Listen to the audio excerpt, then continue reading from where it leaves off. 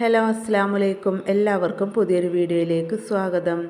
എളുപ്പത്തിൽ തയ്യാറാക്കിയെടുക്കാൻ പറ്റിയിട്ടുള്ള ഒരു അടിപൊളി 4 മണി പലഹാരത്തിൻ്റെ റെസിപ്പി ആയിട്ടാണ് ഇന്നും വന്നിട്ടുള്ളത്. നല്ല സോഫ്റ്റ് ആയിട്ടുള്ള ഒരു അടിപൊളി പലഹാരമാണ് കേട്ടോ. ഉള്ളിൽ ഫില്ലിങ്ങോടുകൂടി തയ്യാറാക്കിയിട്ടുള്ളതാണ്. നമ്മളിത് ഉണ്ടാക്കിയെടുത്തിട്ടുള്ളത് ബ്രെഡും മുട്ടയും വെച്ചിട്ടാണ്. ബ്രെഡും മുട്ടയും വെച്ചിട്ട് നമ്മൾ ഒരുപാട് സ്നാക്സൊക്കെ തയ്യാറാക്കലുണ്ട്. അപ്പോൾ അതിൽ നിന്നൊക്കെ വ്യത്യസ്തമായിട്ട് സിമ്പിളായിട്ടുള്ള രീതിയിലാണ് ഞാനിവിടെ തയ്യാറാക്കിയിട്ടുള്ളത്. ഒരുവിധ ആളുകൾക്കൊക്കെ അറിയാം, എന്നാലും അറിയാത്തവരും ഒരുപാടുണ്ടാവും. സിമ്പിളായിട്ട് തയ്യാറാക്കുന്നതുകൊണ്ട് തന്നെ എല്ലാവർക്കും ഉണ്ടാക്കിയെടുക്കാനും പറ്റും കേട്ടോ. അപ്പോൾ നമുക്ക് ഇതെങ്ങനെ ഉണ്ടാക്കിയെടുക്കാൻ നോക്കാം. അതിനു മുന്നേ നമ്മുടെ ചാനൽ ആദ്യമായിട്ട് കാണുന്നവരൊക്കെ ഉണ്ടെങ്കിൽ ഒന്ന് സബ്സ്ക്രൈബ് ചെയ്യുക. വീഡിയോ കണ്ടുകൊണ്ടിരിക്കുമ്പോൾ തന്നെ ഇഷ്ടപ്പെടുകയാണെങ്കിൽ ഒന്ന് ലൈക്ക് ചെയ്ത് സപ്പോർട്ട് ചെയ്യാം കേട്ടോ. അപ്പോൾ ഈ ഒരു വീഡിയോ എല്ലാവർക്കും ഉപകാരപ്പെടുന്നതാണ്. അതായത് ഒട്ടും കുക്കിംഗ് അറിയാത്തവർക്ക് പോലും ഉണ്ടാക്കിയെടുക്കാം കേട്ടോ. അപ്പോൾ അതുകൊണ്ട് തന്നെ നിങ്ങൾ സ്കിപ്പ് ചെയ്യാതെ വീഡിയോ ഫുള്ളായിട്ട് കാണാൻ ശ്രമിക്കുക. അപ്പോൾ നേരെ നമുക്ക് വീഡിയോയിലേക്ക് പോകാം.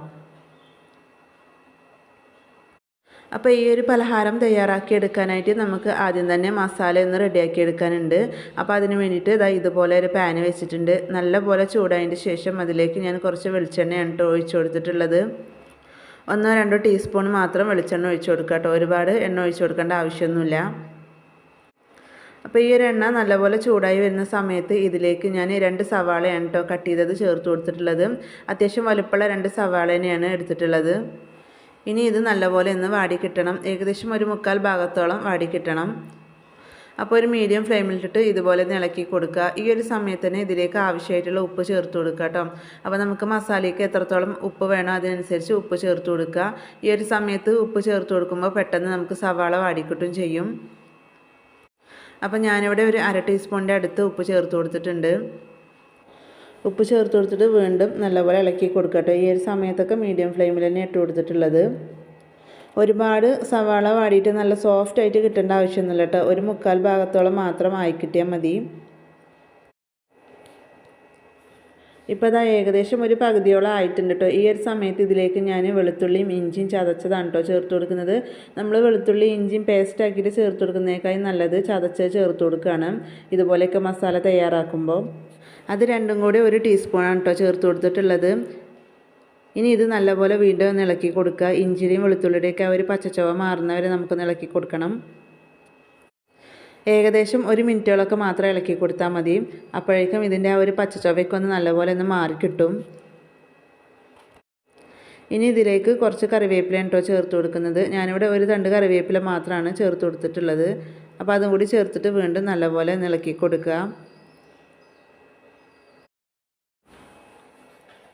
ഏകദേശം ഇപ്പോൾ നമ്മുടെ സവാളയൊക്കെ അത്യാവശ്യം നല്ല രീതിയിലൊന്ന് വാടി കിട്ടിയിട്ടുണ്ട്. അപ്പോൾ ഇത്ര മതി കേട്ടോ. ഇനി ഒരുപാട് അങ്ങോട്ട് സോഫ്റ്റായിട്ട് എടുക്കേണ്ട ആവശ്യമൊന്നുമില്ല. ഇനി ഇതിലേക്ക് മസാലപ്പൊടികളാണ് കേട്ടോ ചേർത്ത് കൊടുക്കുന്നത്. ഞാനിതിൽ പച്ചമുളക് ചേർത്ത് കൊടുത്തിട്ടില്ല. നിങ്ങൾക്ക് പച്ചമുളക് വേണമെങ്കിൽ ചേർത്ത് കൊടുക്കുക.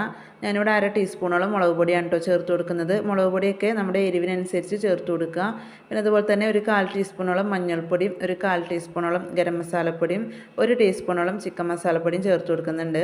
കുറച്ച് കൂടുതലായിട്ട് സ്പൈസിയോട് കൂടെ വേണമെന്നുണ്ടെങ്കിൽ നിങ്ങൾക്ക് ഒരു 1/2 ടീസ്പൂണോളം കുരുമുളക് പൊടിയും കൂടി ചേർത്ത് കൊടുക്കുക കേട്ടോ.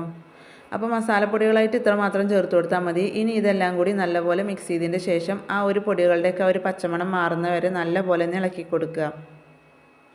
നമ്മൾ മസാലപ്പൊടികൾ ചേർത്ത് കൊടുത്തതിന് ശേഷം ഏറ്റവും ലോ ഫ്ലെയിമിലേക്ക് ഇട്ട് കൊടുക്കുക. അല്ലെങ്കിൽ ആ പൊടികളൊക്കെ പെട്ടെന്ന് കരിഞ്ഞു പോകും. എന്നിട്ട് 1 മിനിറ്റോളം നല്ലപോലെ ഇളക്കി കൊടുക്കുക കേട്ടോ. അപ്പോഴുള്ള അതിൻ്റെ ആ ഒരു പച്ചച്ചുവയൊക്കെ നല്ലപോലെ മാറിക്കിട്ടുള്ളൂ. ഇപ്പോൾ ആ ഒരു മസാലപ്പൊടികളൊക്കെ ചേർത്തിട്ട് നല്ലപോലെ ഒന്ന് നമ്മൾ ഇളക്കി യോജിപ്പിച്ചിട്ടുണ്ട്. പച്ചച്ചുവയൊക്കെ പോയിട്ടുണ്ട്. ഇനി ഇതിലേക്ക് ഞാൻ ചേർത്ത് കൊടുക്കുന്നത് 2 മുട്ട ഗ്രേറ്റ് ചെയ്തെടുത്തതാണ്. അപ്പോൾ ഇതുപോലെ ഗ്രേറ്റ് ചെയ്തിട്ട് ചേർക്കുന്നതിന് പകരം നിങ്ങൾക്ക് കട്ട് ചെയ്തിട്ട് വേണമെങ്കിലും ചേർത്ത് കൊടുക്കുക കേട്ടോ. കട്ട് ചെയ്തിട്ട് ചേർത്ത് കൊടുക്കുന്നതിനേക്കാളും ഇതുപോലെ ഗ്രേറ്റ് ചെയ്തിട്ട് ചേർത്ത് കൊടുക്കുമ്പോഴാണ് മസാലയ്ക്ക് ഒരു പ്രത്യേക ടേസ്റ്റ് കിട്ടുന്നത്. അതായത് മുട്ട നല്ലപോലെ ഇതിലൊന്ന് മിക്സായിട്ട് കിട്ടുന്നുണ്ട്. അപ്പോൾ മുട്ടയൊക്കെ ചേർത്ത് കൊടുത്തിട്ട് നല്ലപോലെ ഇളക്കി യോജിപ്പിച്ചതിന് ശേഷം ഇതുപോലെ കുറച്ച് മല്ലിയില ചേർത്ത് കൊടുക്കുക കേട്ടോ. എന്നിട്ട് വീണ്ടും ഇതേ രീതിയിലൊന്ന് മിക്സ് ചെയ്തെടുക്കാം. ഒരുപാട് സമയം വെക്കേണ്ട ആവശ്യമൊന്നുമില്ല കേട്ടോ. എല്ലാം കൂടി നല്ലപോലെ ഒന്ന് മിക്സായി കിട്ടിയാൽ മാത്രം മതി. അപ്പോൾ നമ്മുടെ മസാല ഇവിടെ റെഡി ആയിട്ടുണ്ട്. ഇനി നമുക്ക് ഫ്ലെയിം ഓഫ് ചെയ്യാം. എന്നിട്ട് ഇത് മാറ്റി വെക്കാം. അടുത്തായിട്ട് ഞാനിവിടെ ഒരു ബൗൾ എടുത്തിട്ടുണ്ട്. അതിലേക്ക് 2 മുട്ടയാണ് കേട്ടോ പൊട്ടിച്ചൊഴിച്ച് കൊടുത്തിട്ടുള്ളത്. അതിലേക്ക് ഒരു പിഞ്ച് ഉപ്പ് ചേർത്ത് കൊടുത്തിട്ടുണ്ട്. ഇനി ഞാൻ ഇതിലേക്ക് ഏകദേശം ഒരു 1/4 കപ്പിൻ്റെ അടുത്ത് പാല് ചേർത്ത് കൊടുക്കുന്നുണ്ട് കേട്ടോ. അപ്പോൾ ഞാൻ കുറച്ച് ഒഴിച്ചിട്ടാണ് മിക്സ് ചെയ്തെടുക്കുന്നത്. അപ്പോൾ നിങ്ങൾക്ക് വേണമെന്നുണ്ടെങ്കിൽ ഈ ഒരു സമയത്ത് 1/4 ടീസ്പൂണോളം കുരുമുളക് പൊടി വേണമെങ്കിൽ ചേർത്ത് കൊടുക്കാം.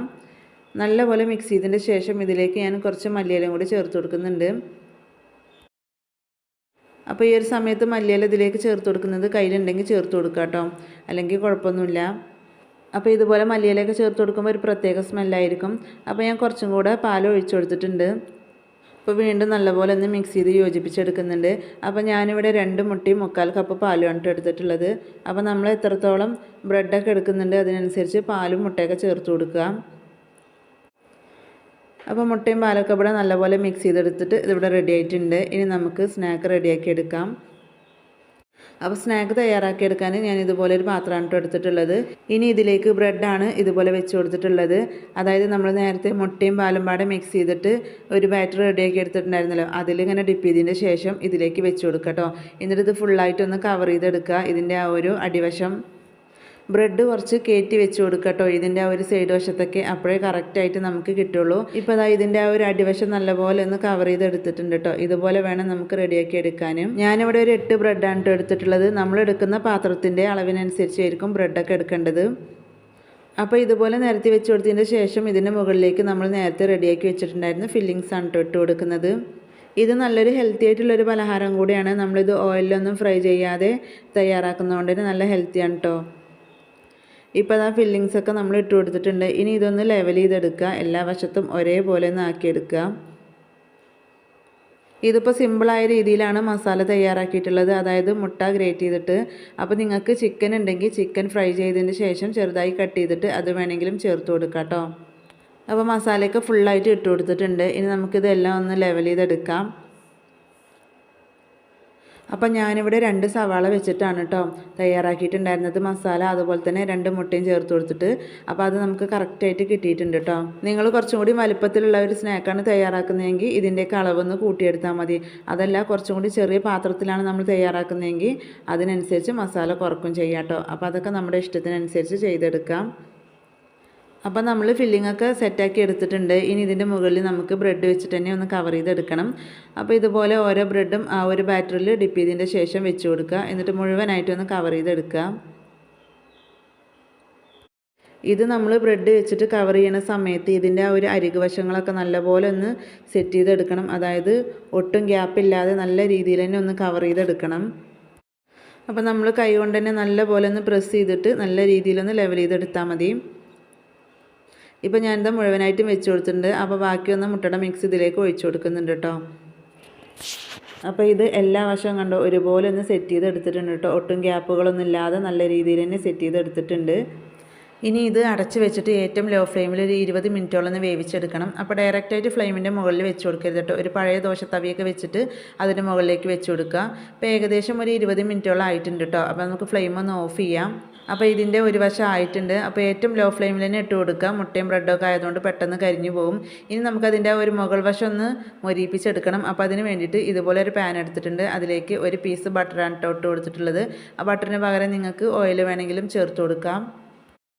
ബട്ടറൊക്കെ ഇപ്പോൾ മെൽറ്റ് ആയിട്ടുണ്ട്. ഇനി നമുക്കിത് ഇതിലേക്കൊന്ന് കമഴ്ത്തി കൊടുക്കാം. ഇനി ഇതിൻ്റെ ആ ഒരു വശം നല്ലപോലെ ഒന്ന് ആയി കിട്ടട്ടെ കേട്ടോ. ഒരുപാട് സമയമൊന്നുമില്ല, ഹൈ ഫ്ലെയിമിൽ ഒരു 2 മിനിറ്റോളം വെച്ചാൽ മതി കേട്ടോ. അപ്പോഴേക്കും ഇത് റെഡി ആയിട്ട് കിട്ടും. ഇതിൻ്റെ ഒരു അടിവശം കണ്ടോ നല്ല പെർഫെക്റ്റ് ആയിട്ട് കിട്ടിയിട്ടുണ്ട്. അതായത് നല്ല സെറ്റായിട്ട് തന്നെ കിട്ടിയിട്ടുണ്ട് കേട്ടോ. നമ്മൾ ഡയറക്റ്റായിട്ട് ഫ്ലെയിമിൻ്റെ മുകളിലേക്ക് വെച്ച് കൊടുക്കുകയാണെങ്കിൽ പെട്ടെന്ന് കരിഞ്ഞു പോകും കേട്ടോ. അപ്പോൾ അതുകൊണ്ടാണ് ഒരു പഴയ ദോശത്തവിയൊക്കെ വെച്ചിട്ട് നമ്മൾ വെച്ച് കൊടുക്കാം. അപ്പോൾ ഇതിൻ്റെ ആ ഒരു വശം റെഡി ആയിട്ടുണ്ട്. ഇനി നമുക്ക് ഫ്ലെയിം ഓഫ് ചെയ്യുക, ഒരു പാത്രത്തിലേക്ക് മാറ്റാം. ഇപ്പോൾ അതാ ബ്രെഡും മുട്ടയൊക്കെ വെച്ചിട്ടുള്ള ഒരു അടിപൊളി സ്നാക്ക് ഇവിടെ റെഡി ആയിട്ടുണ്ട്. ഒട്ടും പൊട്ടിപ്പോയിട്ടൊന്നുമില്ല കേട്ടോ. നല്ല കവർ ചെയ്തിട്ട് തന്നെ നമ്മൾ സെറ്റാക്കി എടുത്തിട്ടുണ്ട്. അപ്പോൾ ഇതുപോലെ വേണം കേട്ടോ നിങ്ങൾ സെറ്റ് ചെയ്തെടുക്കാൻ വേണ്ടിയിട്ട്. ഇനി നമുക്കിത് കട്ട് ചെയ്തെടുക്കാം. വൈകുന്നേരം സ്കൂളൊക്കെ വിട്ട് വരുന്ന കുട്ടികൾക്ക് ഇതുപോലെ തയ്യാറാക്കി കൊടുത്താൽ അവർക്കൊക്കെ ഇഷ്ടപ്പെടും. ഇനി ഇത് നമുക്കൊന്ന് കട്ട് ചെയ്യാം കേട്ടോ. പുറം വശം ചെറുതായിട്ടൊന്ന് ക്രിസ്പി ആക്കിയിട്ടാണ് ഞാൻ എടുത്തിട്ടുള്ളത്. അപ്പോൾ എത്രത്തോളം ക്രിസ്പി ആയിട്ട് വേണ്ടെന്നുണ്ടെങ്കിൽ നിങ്ങൾക്ക് ഒരുപാട് സമയം വെക്കേണ്ട ആവശ്യമില്ല കേട്ടോ. ഞാൻ 2 മിനിറ്റോളം ഹൈ ഫ്ലെയിമിലിട്ട് വെച്ചിട്ടുണ്ടായിരുന്നു. അപ്പോൾ നിങ്ങൾക്ക് ഹൈ ഫ്ലെയിമിലിട്ട് 1 മിനിറ്റോളം വെച്ചാൽ മതി കേട്ടോ, എത്രത്തോളം ക്രിസ്പി വേണ്ടെങ്കിൽ. പക്ഷേ ഇതുപോലെ തയ്യാറാക്കിയിട്ട് കഴിക്കാനാട്ടോ നല്ല ടേസ്റ്റ്. പുറം വശം ചെറിയ രീതിയിലൊരു ക്രിസ്പി, ഉൾവശം നല്ല സോഫ്റ്റുമാണിത്. അപ്പോൾ ഉള്ളിൽ ഫില്ലിങ്സോട് കൂടിയിട്ടുള്ള ഒരു അടിപൊളി സ്നാക്കാണ് കേട്ടോ. കഴിക്കാൻ നല്ല ടേസ്റ്റാണ്. അപ്പോൾ ഇതുപോലെ ബ്രെഡും മുട്ടയും വെച്ചിട്ട് ചെയ്ത് നോക്കിയിട്ടില്ലെങ്കിൽ എന്തായാലും ഒന്ന് ചെയ്ത് നോക്കുക. വളരെ സിമ്പിളായിട്ടുള്ള ഒരു അടിപൊളി റെസിപ്പിയാണ്. അപ്പോൾ ഇത്രയേ ഉള്ളൂ നമ്മുടെ ഇന്നത്തെ ഒരു വീഡിയോ ഇഷ്ടപ്പെട്ടാൽ ഒന്ന് ലൈക്ക് ചെയ്യുക, നിങ്ങളുടെ അഭിപ്രായങ്ങൾ അറിയിക്കുക, ഫ്രണ്ട്സിനും ഫാമിലിക്കും ഷെയർ ചെയ്ത് സപ്പോർട്ട് ചെയ്യുക.